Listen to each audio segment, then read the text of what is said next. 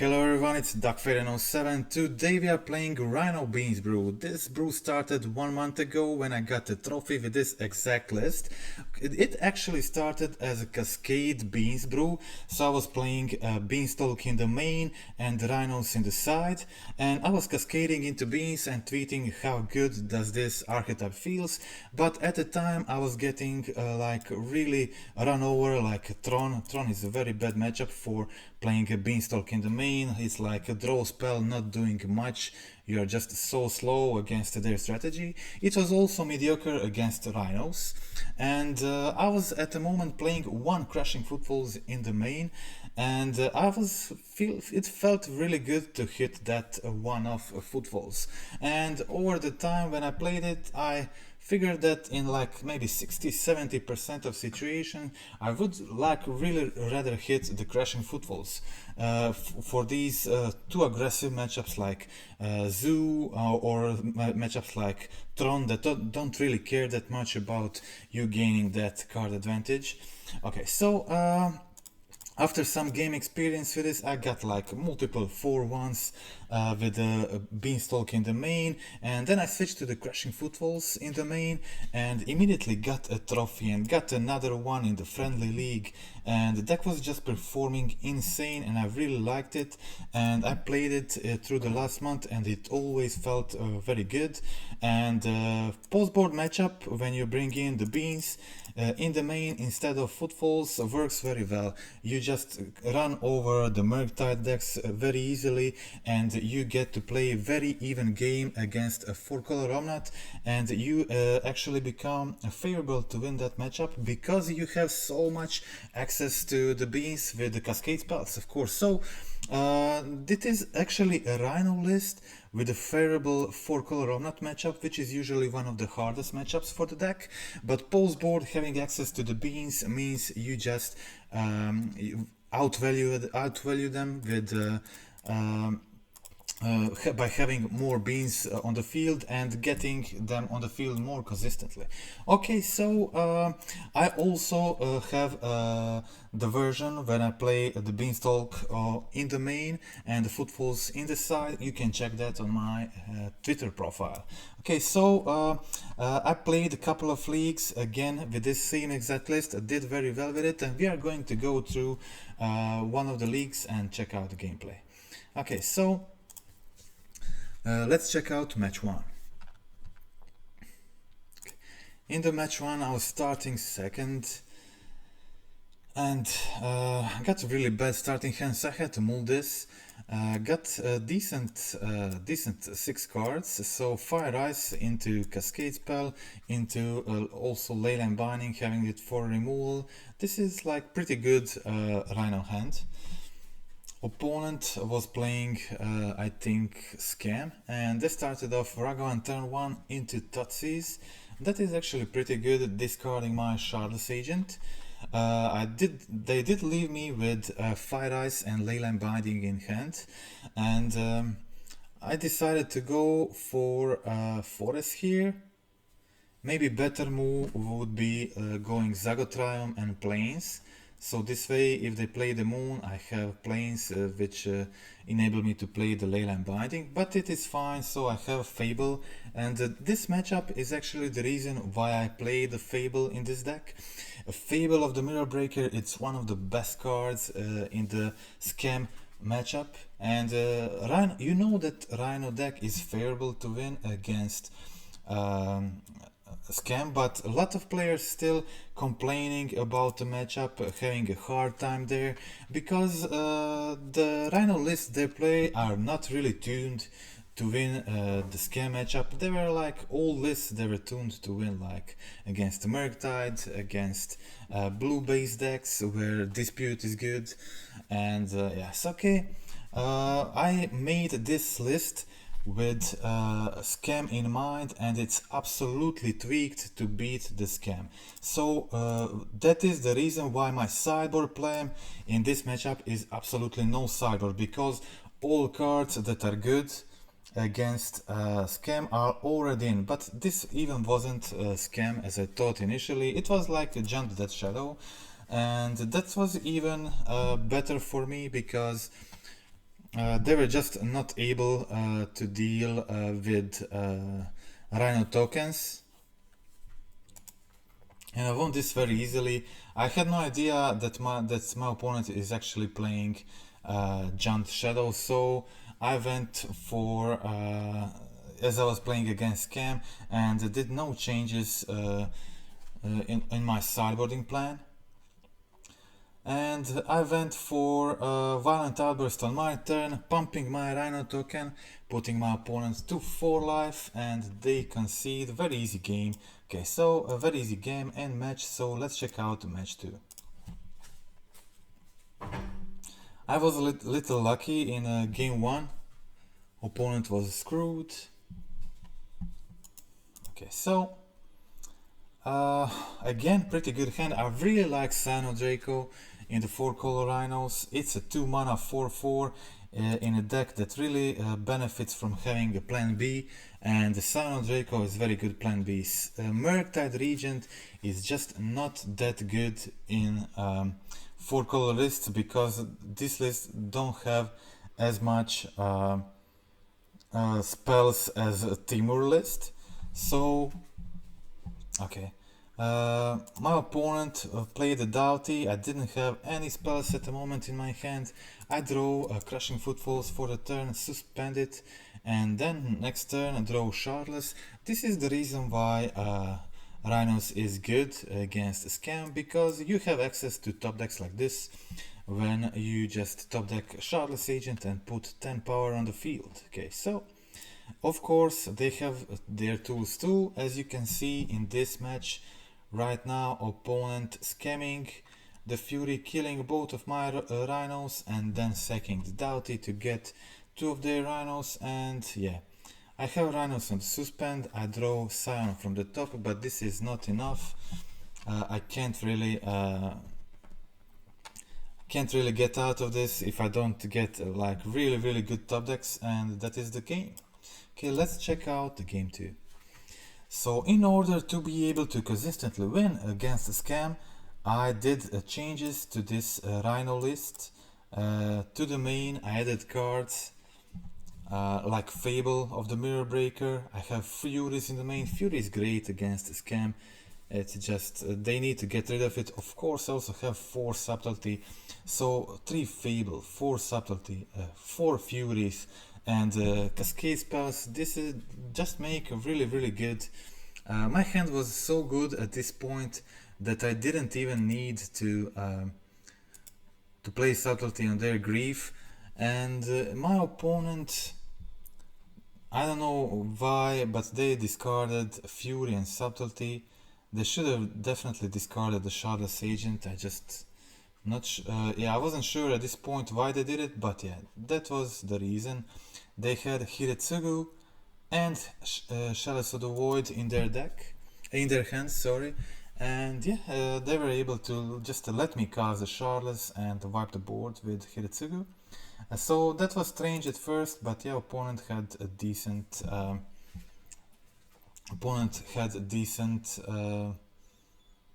excuse to do this. Okay, so I decided not to discard my Outburst here. In case I don't draw a land, I can pitch cast the Fury, but I did get a land and I was able to attack, cast Fury and kill the Darty Woodwalker, which was very important. Opponent draws a removal for my Fury and attacks for 2 damage there. Okay, so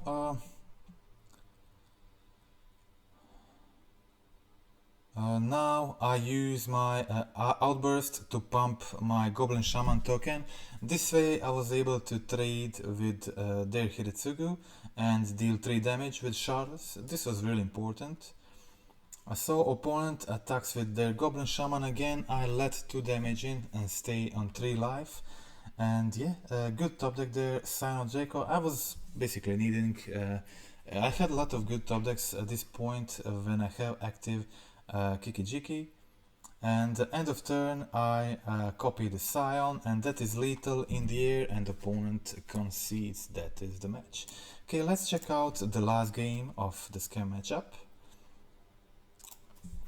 Okay, so starting second definitely is harder, but as I said, the deck has some good Good cards to fight this matchup. Opponent didn't have a turn 1 scam,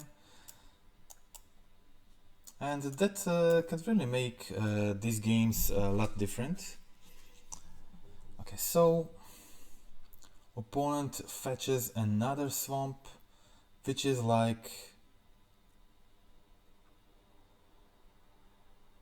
suspectful for having Blood Moon.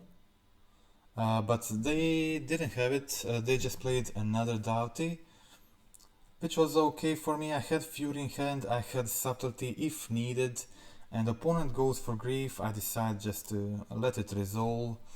It was not worth it to pitch cast the Subtlety at this point.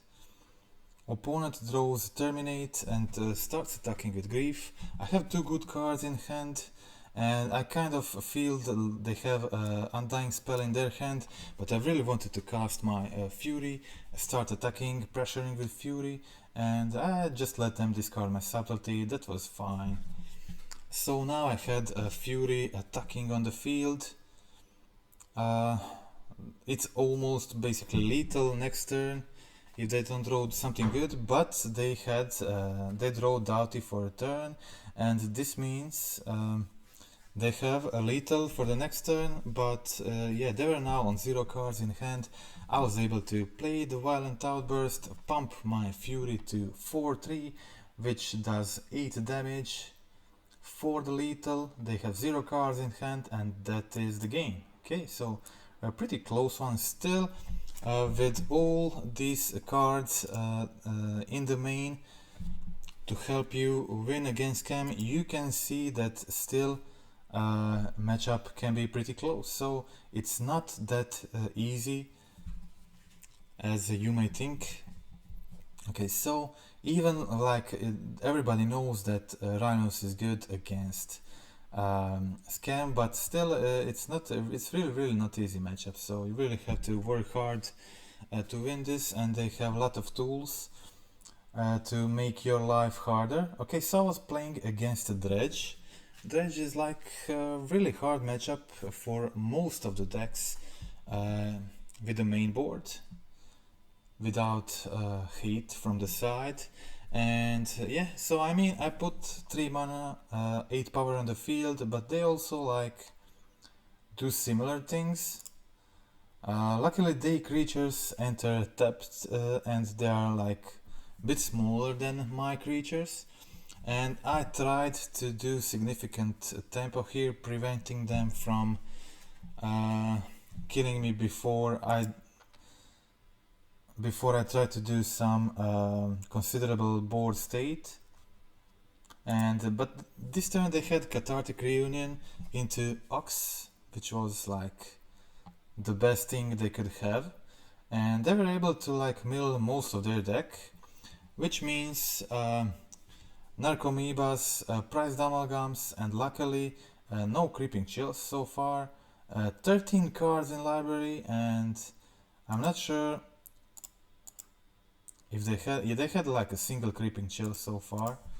Yeah, so I went for Fury, clear their board and play the Outburst and try to do as much damage as I can and put 2 blockers. So this way I put them on 1 life and had 2 Rhinos in the block, which means they can only attack for 3 damage and they can tap only one of their lands. But they dredge for a turn, dredge 4 cards, and one of those cards was Creeping Chill, and they gain 3 life, which enabled them to do a lethal next turn. And yeah, that was game, but very close one, game for the opponent. Okay, so post board, of course I want my Endurance, definitely, but I also want Force of Negation to counter their Cathartic Reunions, Thrilling Discoveries, Otherworldly Gazes, stuff like that. So that's like some easy switches from the main to the side. Okay, so I had to mulligan there, and I kept a hand with the Force and the Violent Outburst, and I immediately used my Force, so I didn't have much at this point, just a Cascade spell, but Often that is enough. So I went for it, turn 3 on the play, putting 2 Rhinos on the field.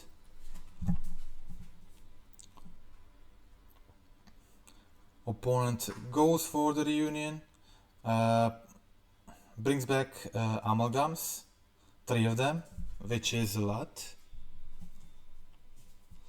But I draw another cascade spell connected with my Rhinos for 8 damage and put another 10 damage on the field, so that is a lot damage actually. And next turn, all with trample, and opponent does have some blockers on their side of the field, but still it is a lot of damage. And I go, of course, to attack with everything I have. And yeah, opponent didn't block with this amoeba, but even if they did, I would still have lethal and with fire ice. So yeah, I would have exactly lethal even if they blocked with amoeba. So that was it. Let's check out the game 3.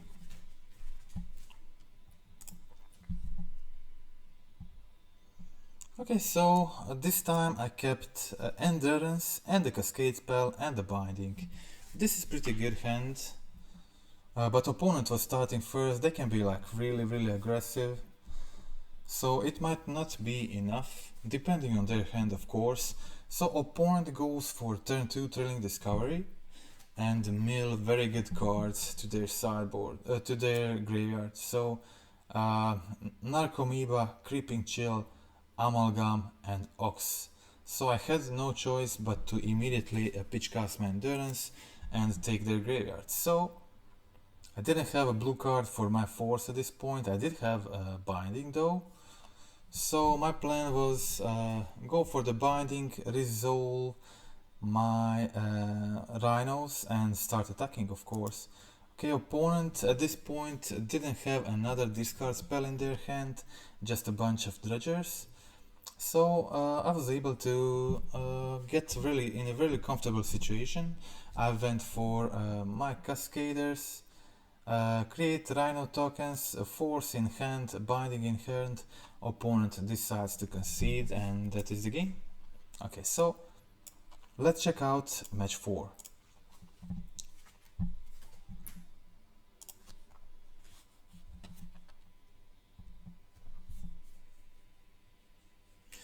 Okay, in the match 4, I again had a pretty decent hand. So turn 1, turn 1 Suspend Footfalls, turn 2 Fire Ice or Binding, whatever is better for me at this point, and then turn 3 Cascade spell. So yeah, obviously when you see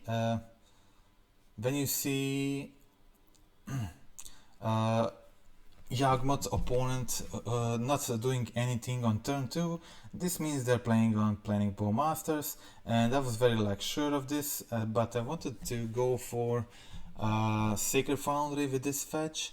That's why I went with Island, and yeah, I didn't think this through before, but I should have gone for the Sacred Foundry and just killed the Orcish Bowmaster, but since I already played my island too fast without much thinking about it, I decided to just follow my initial plan and still go for the Fire Ice regardless of Orcish Bowmaster being on the field.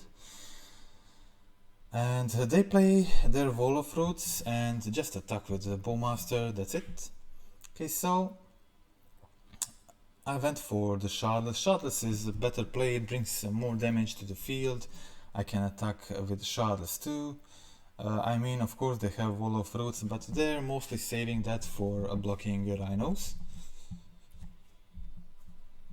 Okay, my hand was still good, so when I untap, I was able to go Binding plus Outburst. So despite them having Yawgmoth on the field, I was still in a decent position. I go for the Binding immediately, taking their Yawgmoth. And opponent probably draws another Yawgmoth and just decides to let me take let me binding the first Yawgmoth, and I follow it with Shardless and again put a lot of damage on the field. Rhinos have trample, so it's not that easy to deal with this board state.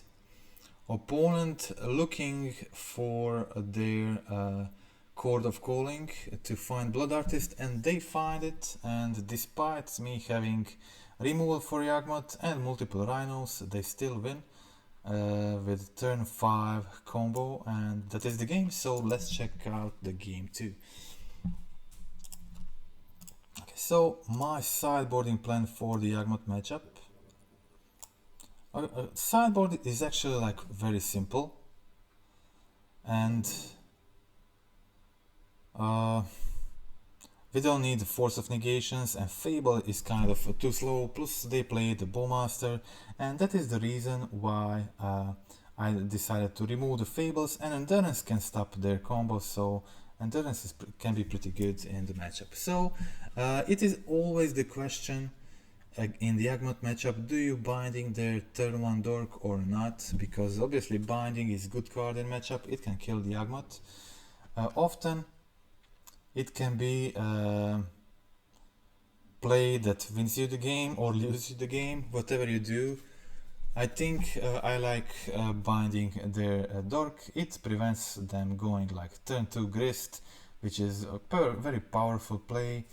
And I mean, it depends on the deck you're playing, of course, but okay, so they had Hapatra on the field and the Yawgmoth. This means they can kill any creature I play, and end of turn I go for the Violent Outburst, creating 2 Rhino tokens, and I decide to attack, and for some reason I wanted to cast this before damage, but accidentally skipped through the damage phase.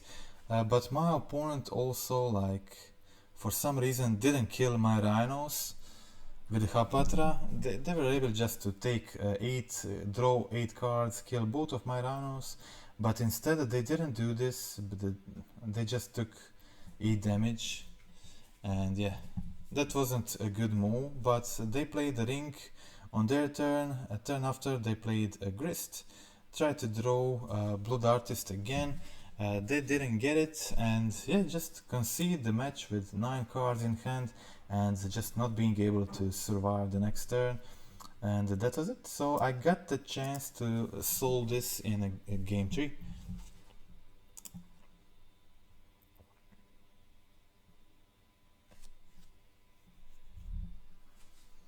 Opponent starts off with Chalice of the Void.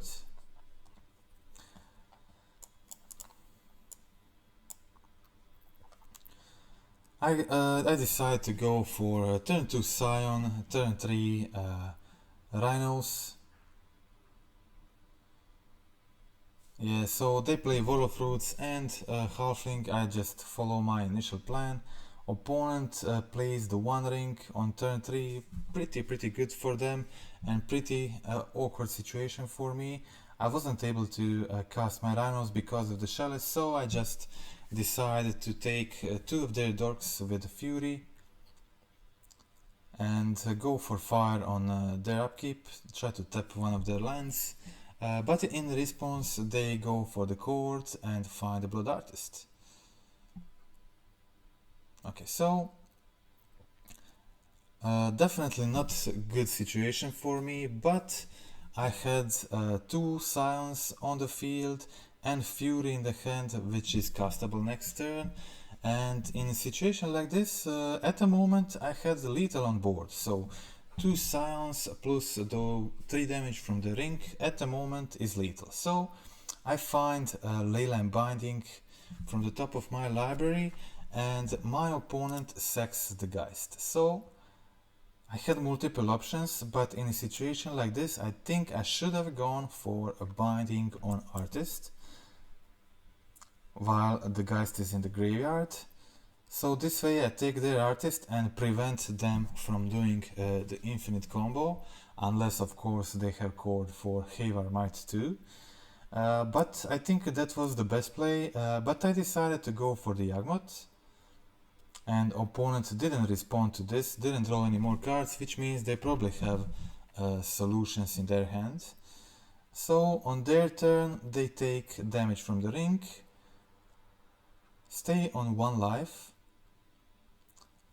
but yeah, since they were on 1 life right now, they had to go for the Grist first to sack a creature to gain that 2nd life, and they went for the Chord, and I think they misclicked on their mana and they went Chord for 1. So yeah, my opponent definitely didn't play this out very well. They were also like very low on time. They didn't even have enough time to combo off, if you count the speed opponent was playing. Okay, so yeah, that was weird game against Yawgmoth where my opponent punted, but I won the game nevertheless. And so I was playing my trophy match.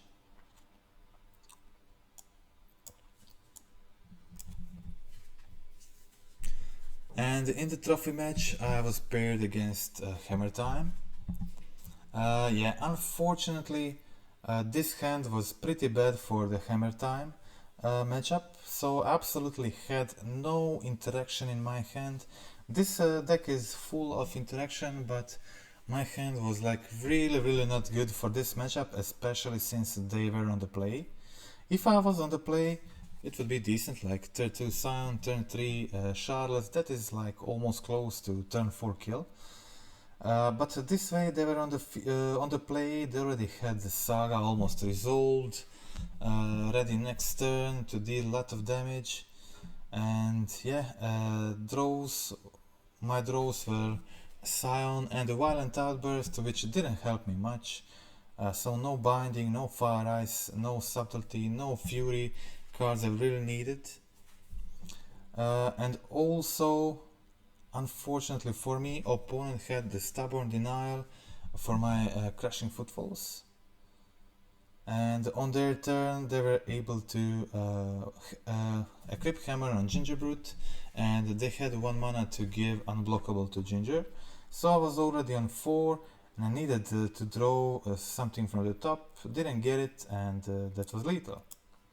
Okay, so let's check out game 2.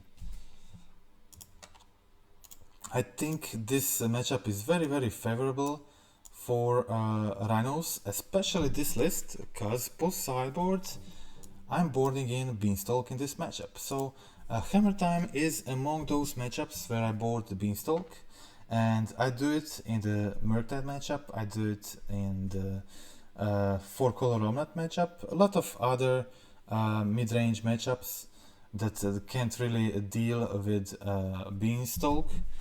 And yeah, doing really good in all of these matchups thanks to having access to the beans.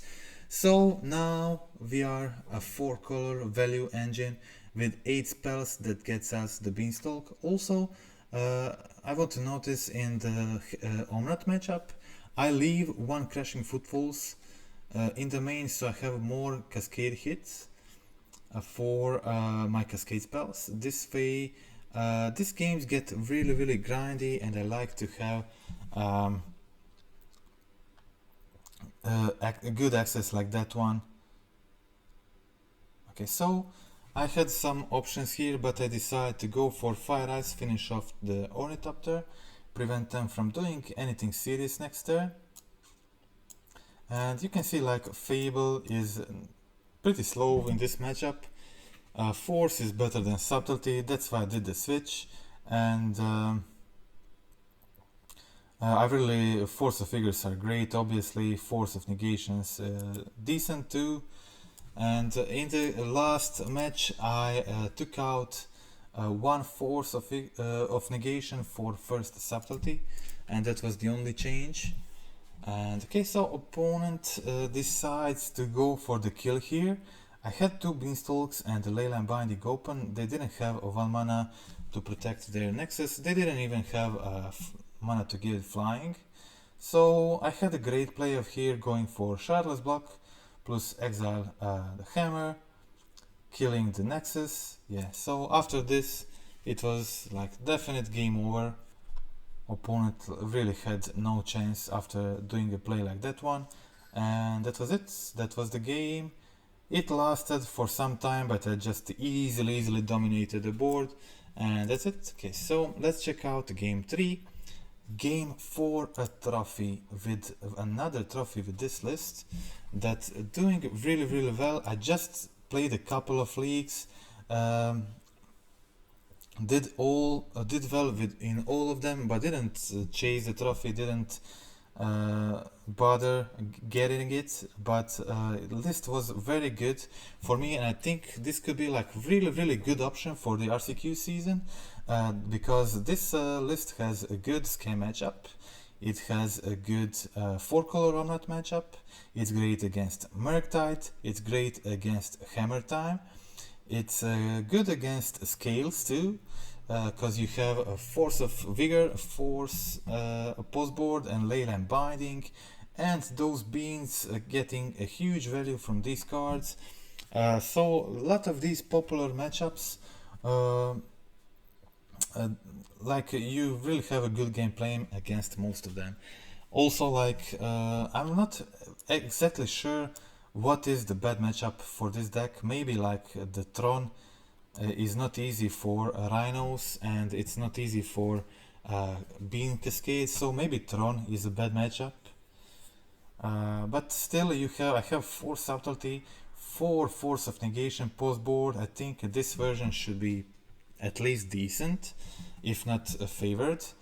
Yeah, but unfortunately in game 3 again, my only interaction I draw were Force of Negations, and they were like completely useless. My opponent played turn 1 Giver of Thrones into turn 2 Dranith Magistrate and Urza Saga, making my only interaction I draw this entire game completely useless.